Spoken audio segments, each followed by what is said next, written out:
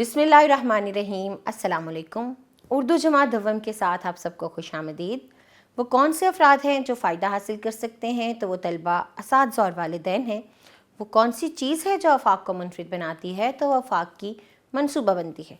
हमने अपनी मनसूबाबंदी के तहत अपनी किताब को इन हवालों से तकसीम किया है।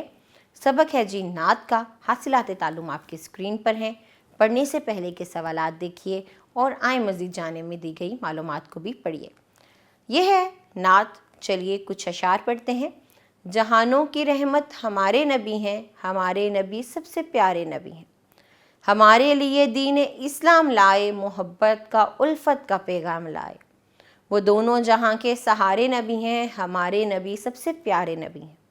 बाकी की पूरी नज़्म पढ़िए। दुरुस्त तलफ़्फ़ुज़, लय, आहंग और रवानी का ख्याल रखिए और सरगर्मियों की तरफ बढ़िए। सबसे पहले अहम अल्फाज हैं। उल्फत का मतलब मोहब्बत और प्यार है। रहमत शफ़क़त को कहते हैं।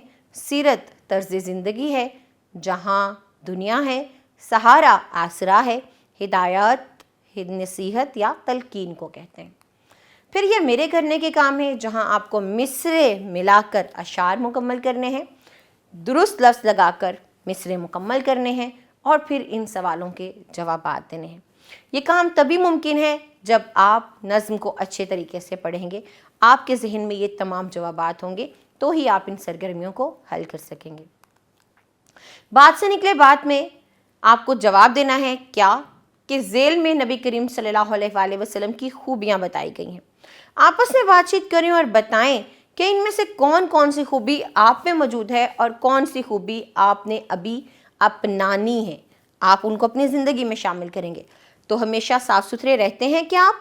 अगर नहीं रहते तो कब से रहना शुरू करेंगे? नबी पाक सल्लल्लाहु अलैहि वसल्लम की इस खूबी को कब अपनी ज़िंदगी में शामिल करेंगे? फिर है जी, हमेशा सच बोलते हैं या नहीं? हमेशा दूसरों की मदद करते हैं या बड़ों का एहतराम करते हैं? लड़ाई झगड़े से दूर रहते हैं? तो ये सब वो काम हैं जो नबी अकरम सल्लल्लाहु अलैहि वसल्लम करते थे। आप इनमें से कौन से काम करते हैं और कौन से अपनाएंगे, बताइए।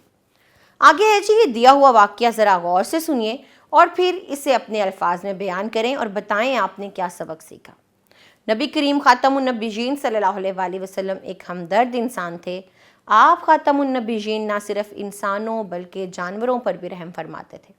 एक मरतबा सहाबा रज़ियल्लाहु ताला अन्हुम ने चिड़िया के घोंसले से उसके बच्चे उठा लिए। चिड़िया चूं चूं करती हुई सहाबा रज़ियल्लाहु ताला अन्हुम के सिरों पर मंडला रही थी या मंडलाने लगी। हजूर करीम सल्लल्लाहु अलैहि वसल्लम ने पूछा कि ये चिड़िया क्यों परेशान है?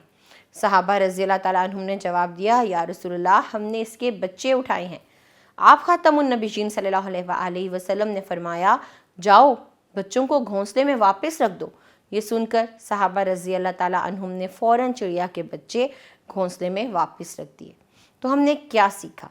हमने सीखा कि नबी अकरम सल्लल्लाहु अलैहि वसल्लम रहमत हैं, ना सिर्फ इंसानों के लिए बल्कि जानवरों और परिंदों के लिए भी। इसके अलावा आपने क्या सीखा? हमें जानवरों के साथ कैसा सलूक करना चाहिए, या और जो भी आपने सीखा उसे अपने अल्फाज में बयान कीजिए।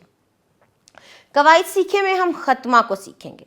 ये तस्वुर इससे पहले हमने जमात अव्वल में भी पढ़ा है, तो ज़रा इन जुमलों को गौर से सुनिए। नबी करीम ख़ातमुन नबीयीन सल्लल्लाहु अलैहि वसल्लम मक्का मुकरमा में पैदा हुए।